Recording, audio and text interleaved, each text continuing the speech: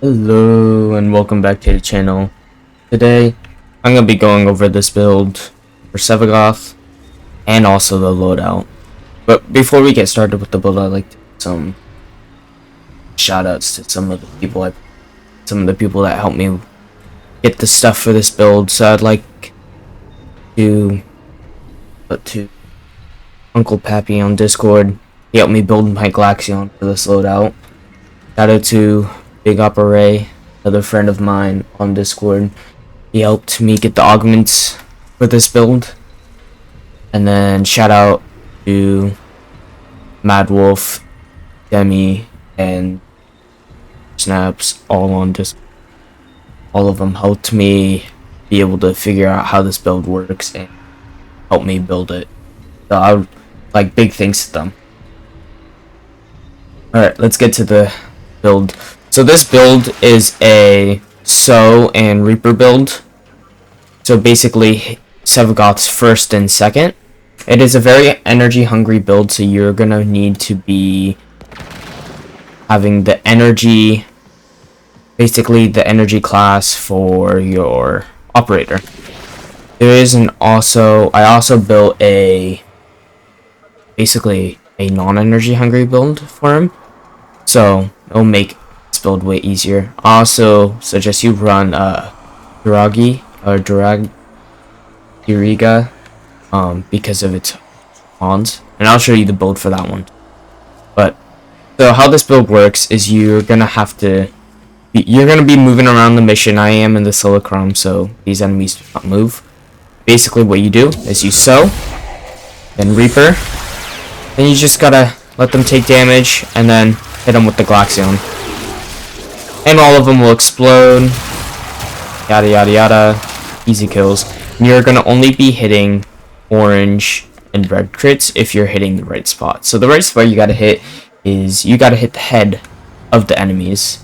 Otherwise it's not going to hit the right spot. And that's how you're gonna be able to get that big damage number.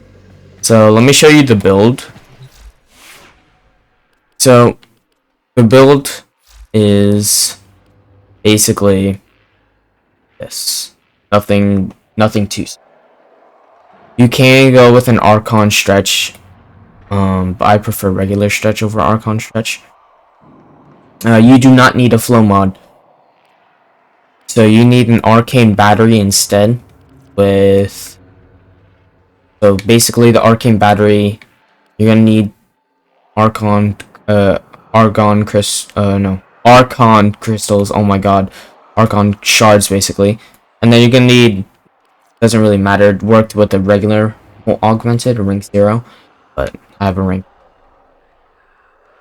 So the outputs of everything is going to be 100% duration, 55% efficiency, 145% range, and 269% strength.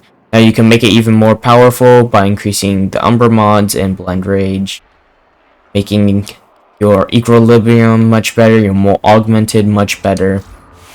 But you're also gonna need all 5 Archon shard slots. You can put all of them as Tau Forge, but I only had 2 Tau Forges, so all I had to work with. But the 3 blue shards have to be armor for the no flow work. Then you're gonna need 2 crimson shards with ability strength. That's really it. And then the Glaxion. Here's the Glaxion build. So it's gonna be ending with 72.8% crit chance, 3.5 times crit multiplier. Gonna have a corrosive magnetic. You are gonna need to get magnetic as the polarity because it is a tenet weapon. So you are gonna have to get a tenet sister, and then you're gonna have to put cold. So that cold, you don't really have to put onto it. It just has it automatically. So you're gonna need to put all of these mods. I know I have a ribbon. You could probably find the Riven. Probably a much better one than mine. But you're going to want one with crit chance. You want one with regular damage and status duration. That's what makes this build powerful. It's that status. Then you're going to need Shred, because you need that punch through with the primary deadhead. The fire rate, amplitude, status chance, and galvanized shot with the multi-shot. Vital sense for crit, and crit delay for crit. Now you're going to need a max primary deadhead, which means you are going to have to stick in Steel Path. If you do not have Steel Path, you're going to have to stick and just buy it. You're just going to have to be in your orbiter, because that's the only way to get primary deadhead. But you're going to need a maxed one, which means you're going to need 21 of rank 0. The thing that makes it powerful is the primary deadhead and the crit delay and the vital set. So you're going to need those.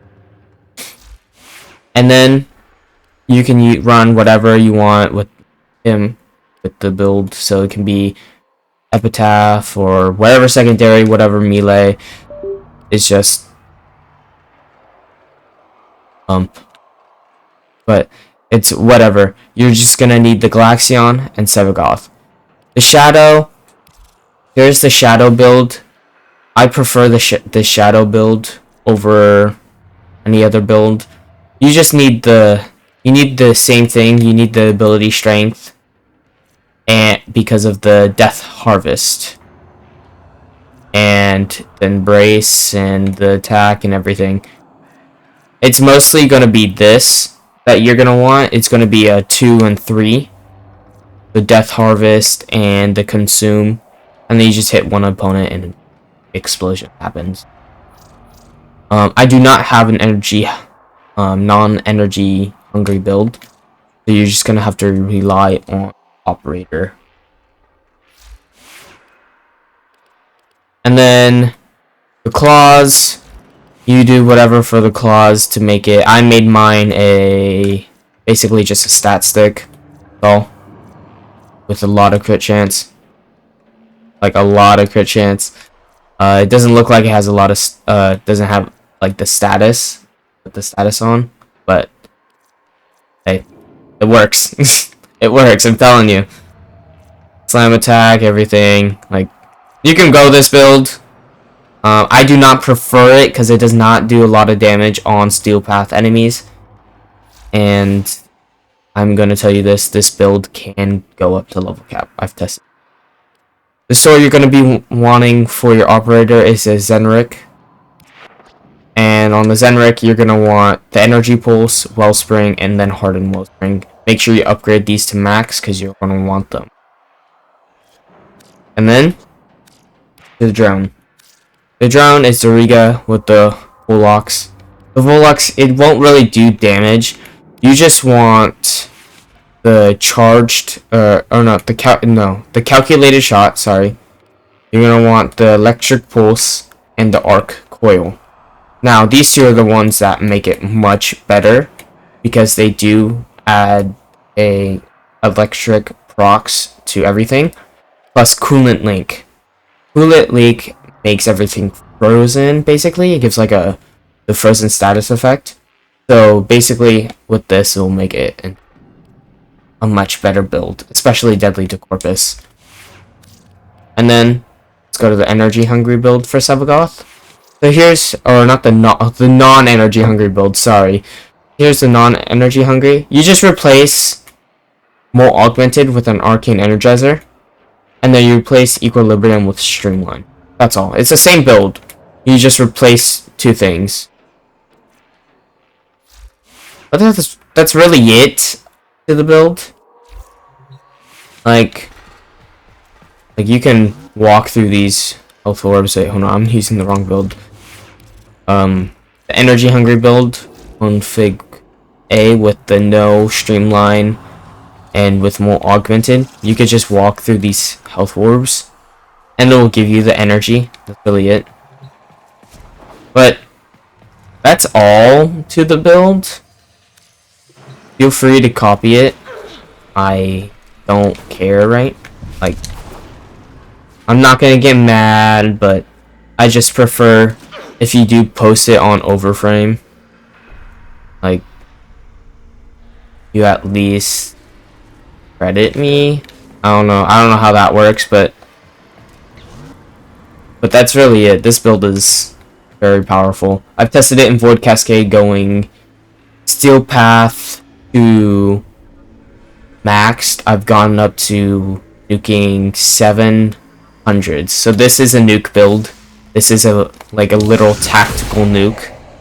So you can let them sit here, release, and then just shoot. See? All that red crits. It just kills everything.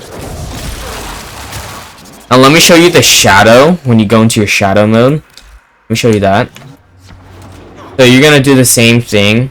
You're gonna sow, but instead of reapering, you're just gonna go out and just kill.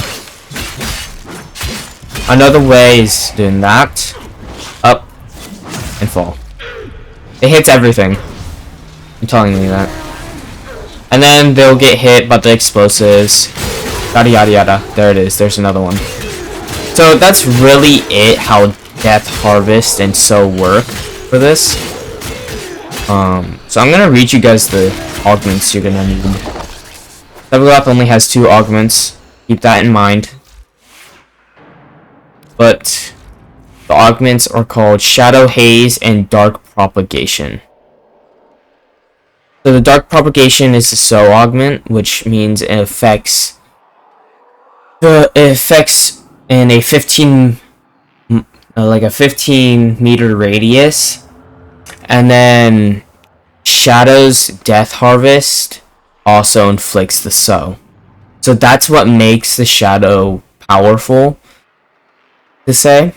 And then the Shadow Haze, you're limited to 3 shadows, but it also increases crit chance by 50% on enemies inflicted with Death Harvest.